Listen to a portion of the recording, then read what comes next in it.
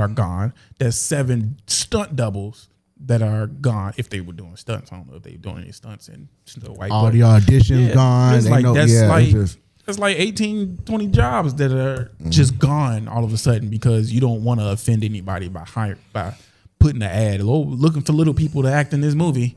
Yeah, because and you take away the naturalness of it. You know, only they know how to walk. CGI, like, no, that's not how we walk. You probably got one little person in the studio and be like, hey, did this look right to you? It takes away all of that. But also, like you said too, it's like it takes away from the original of it. I mean, the original was Snow White and the 7 Dwarfs. It's like, so did nobody get offended when fucking dwarfs was on The Hobbit or Lord of the Rings, even though they weren't real dwarfs, but still, it's like, that was the whole concept of it. No, I think that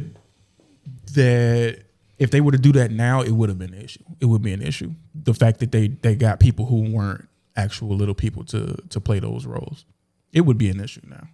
Yeah, but do you think some of these actors that get put in these positions definitely need to have some type of playbook that they follow? Don't talk about this. Don't talk about that. And because they stupid as fuck too. And you go out there, you represent the production, the casting, everybody. You are the reason why everybody's getting paid. You are the star. You are the star in this movie. You're the reason why we got film people here getting paid, audio, lighting. Like, it's just like, hey. Absolutely. Keep it cordial until after the movie, Just like the thing with John Cena when he went out there. He said, I don't remember what it was that he said something about China. Yeah, he said something about John Cena. He said something about China, and no. He referred to I'm drawing a blank, but there's a country that wants to be their own country. Taiwan. He referred to them as a country. And China's like, they ain't no fucking country. That's a part of China. So they took offense to that. I think it was when he was doing a promo for one of the Fast and Furious movies that he was in. One of the recent ones. Wow. Yeah, he was doing the promo and stuff, and he referred to Taiwan as a country, and China was like, yeah, y'all not finna play. Y'all not Fast and Furious not finna play in China because we don't recognize, like, you're recognizing Taiwan as his own country when they are our country and they trying to separate from us. So he had to double back. He came on and apologized, speaking perfect Mandarin. Yeah. And then the motherfucker showed up naked. They put his butt ass naked on the do that ritual. Thing. Yeah, he had to do the ritual. Like, you gotta go clean that shit up, nigga. They need to see your ass. Oh, man. They need to see your ass on stage. But do you think the power that be, or society, or woke, or whatever we want to call it now, the people that control what we see and all that other stuff are getting a little bit too out of hand? Like, it just, because sometimes I think, because you're trending or woke or whatever, it could be a make or break. You can be the judge and the executioner. Oh, yeah. Because remember James Comey, the African guy? Is that his name? The name sounds familiar, but I don't know. That's the FBI dude. The guy that was in another country, and he was doing a bunch of propaganda and a bunch of stuff like that. And in the city of Chicago, they had his name plastered up everywhere, and they said on whatever date, June 12th, we want to make this guy name famous throughout the entire world, so he can get. How long ago was this? Man, it was like maybe back in 2012 or something like that. Yeah, I smoked too much weed. I couldn't remember. But they made his name known throughout the entire world just so he can get arrested. It was crazy. Mm-hmm. Oh wow! But now, to answer your question, I think it's a pendulum.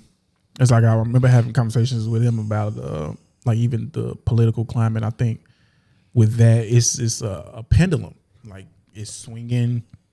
Well, it was starting to swing super far to the left. Right. You can't do anything. Yeah. And then eventually it's going to swing way too far to the right to where so I don't know what that looks like, but I'm pretty sure it's going to look crazy. It's going to be fucked up just like this year. I would definitely advise that. Buy guns because of the position that we in. And what you were talking about earlier is like, are we that programmed? The answer is yes, because absolutely. It's like now it's gotten to the point it's way worse in terms of like how it used to be, because you were limited. You had your access to information was limited. which was access to brainwashing was limited. But now it's like you wake up in the morning, the first thing that you do is click onto your phone. You being fed bullshit, and people are too lazy and too stupid to go look up shit for themselves to find out what the real truth is. And not only that, disconnect from it. So where I stand as a person now and understanding that it's a fucking game, it's like it's a fucking game and you're just being toyed with. And the perfect way to ask this question is like, go ask somebody when you start talking about politics or something. It's like, why are you getting so emotional about it? If it's politics and people that rant and rave, whether it was about Charlie Kirk or Donald Trump or whoever, it's like, why do you get so fucking mad about it? Why do you get upset to the point where you talking about you would go punch a motherfucker in the face, somebody that you don't know? The only thing that you know about them is that they disagree with you somehow. And therefore I have to take out in some type of form of violence or about it, or I get emotional build up over about some shit that I have no control over. These people don't even know that you exist. The politician could give a shit less about what you do on a day-to-day basis because they are getting paid.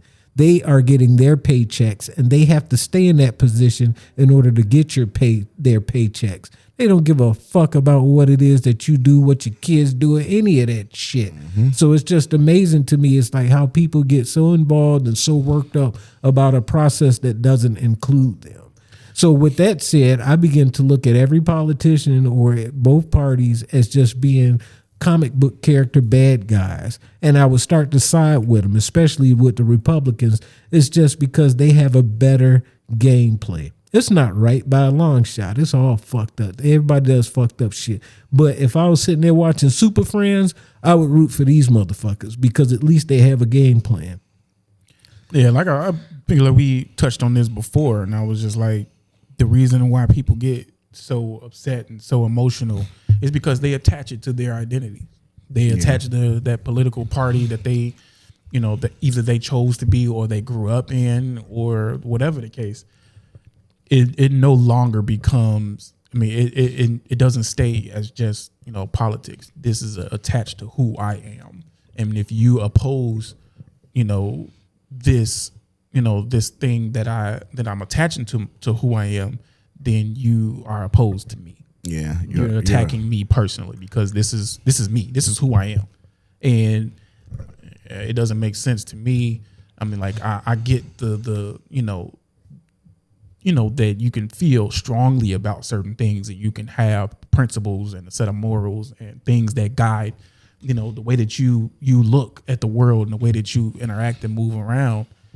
I get all of that, but at the end of the day, it's like you don't have to attach this ideal to yourself and make that your personality. Everything, like the first thing that you do when you wake up is you thinking about what Donald Trump said to piss you off, or what Gavin Newsom said to piss you off, or what AOC or anybody. It's Chuck like Schumer. Yeah, like it doesn't matter. Nancy Both sides of the Pelosi. fence. It's like they wake up and that's Jasmine Crockett. Yeah, I'm like, that's what they do. It's like they want to find something to be mad about because they think that anytime somebody says something opposed to what they said, they are attacking them personally. And that's why they attach it to themselves. And it's like at that point, it's like you really can't argue with them about it because it's like it's nothing you can say. Right. That's like, And I think that's more self-identity then. Because if you gotta attach yourself to something else in order to feel like something, that's a deeper problem. That ain't no regular shit. People that sit there and do that, that's not normal. So it's not normal for anybody. I don't give a fuck who's listening, but it's not normal for you to sit there and identify yourself with a bunch of people you don't know. That to me is fucking nutball shit. I would never go identify with any nigga. I don't care if it's down the block. I don't know you. I don't know what you're capable of. I don't know what your mentality is. I don't know what you eat for breakfast. I don't care. But to sit here and say, I'm identify you nigga because we black, fuck you. Hey, if I did get a black card, like I said, I'm sending that motherfucker back and get my credit score up. I think it's like taking community and turning it up to like 100. It's like I can identify with the sense of community and having sharing culture with people. But I'm like, I get that, but then like it's a difference between having that community and identifying with the culture and attaching ideals and ideas to your core.